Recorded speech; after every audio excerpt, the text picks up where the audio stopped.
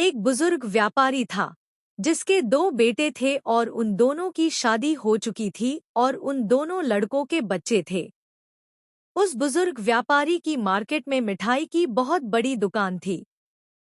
उसी दुकान पर उसके दोनों बेटे भी काम करते थे जो अपने पिता की मिठाई की दुकान चलाने में मदद करते थे। उनकी दुकान पूरे मार्केट में सबसे अच्छी चलती थी। उस बुजुर्ग व्यक्ति को पूरा शहर जानता था और उसकी बहुत इज्जत करते थे। एक समय की बात है जब दिवाली का समय था। उस समय उनकी मिठाई की दुकान पर बहुत भीड़ रहती थी क्योंकि सीजन था। उनकी दुकान पर एक व्यक्ति आता है और उनसे मिठाई खरीदता लेता है और जाने लगता है। तो वह बुजुर्ग व्यक्ति उस व्यक्ति से कहता है, साहब मिठाई के 500 रुपए तो दे दीजिए। व्यक्ति, पैसे दे तो दिए और कितने पैसे चाहिए? बुजुर्ग व्यक्ति, साहब अभी आपने पैसे नहीं दिए। व्यक्ति, अरे बुढ़वे पागल हो गया है क्या, तुझे पैसे दे तो दिए। और उनकी बहस होने लगती है और इतने में उस व्यक्ति को गुस्सा आ जाता है और वह उस बुजुर्ग व्यक्ति में एक थप्पड़ मार देता है। फिर वहां पर बहुत भीड़ लग जाती तो वहां लोग उस मामले को रफा-दफा कर देते हैं।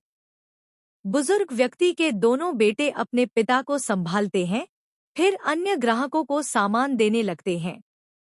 धीरे धीरे रात हो जाती है और दोनों लड़के घर निकल जाते हैं और बुजुर्ग व्यक्ति थोड़ी देर और रुकता है। काफी समय निकलने के बाद जब बुजुर्ग व्यक्ति अपने घर नहीं आता तो दोनों लड़कों को चिंता होने लगती है कि आज जो कुछ भी हुआ अच्छा नहीं हुआ, कहीं बाबूजी कुछ गलत काम न कर ले।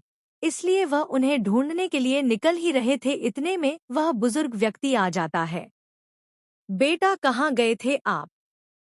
बुजुर्ग व्यक्ति, मैं उस व्यक्ति को मिठाई देने के लिए उसके घर गया था जिससे आज झगड़ा हुआ था।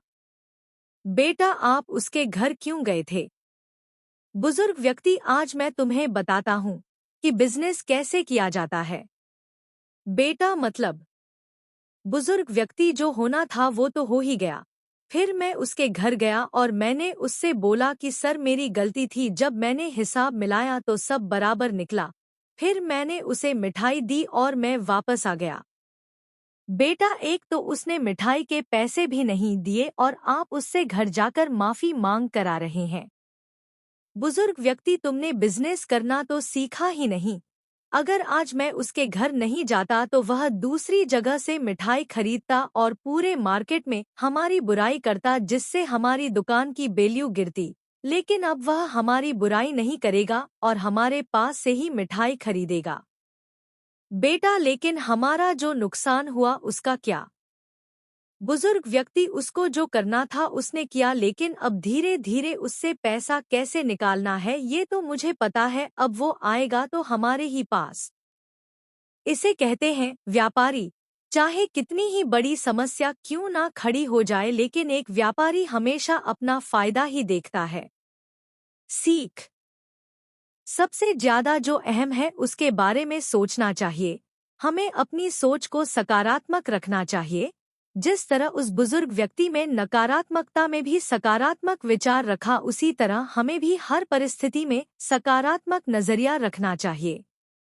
अगर आप नेटवर्क मार्केटिंग बिजनेस करते हैं या किसी और चीज के बिजनेस में हैं, तो सबसे पहले तो आपको यह सीखना चाहिए कि बिजनेस करते कैसे हैं, जो कि इस कहानी में बताया गया है। परिस्थिति कैसी भी हो, हमें अपने ग्राहक से अपना व्यवहार खराब नहीं करना चाहिए, क्योंकि कौन सा पेड़ कितनी गहराई रखता है ये हमें पता नहीं होता। इसलिए अपने ग्राहक के साथ अच्छा व्यवहार होना चाहिए। बिजनेस करने के लिए आपको सबसे ज्यादा जरूरी है लोक व्यवहार। उसमें आपको महारत हासिल करनी होगी ताकि आपका बिजनेस किसी भी परिस्थिति में बंद ना हो।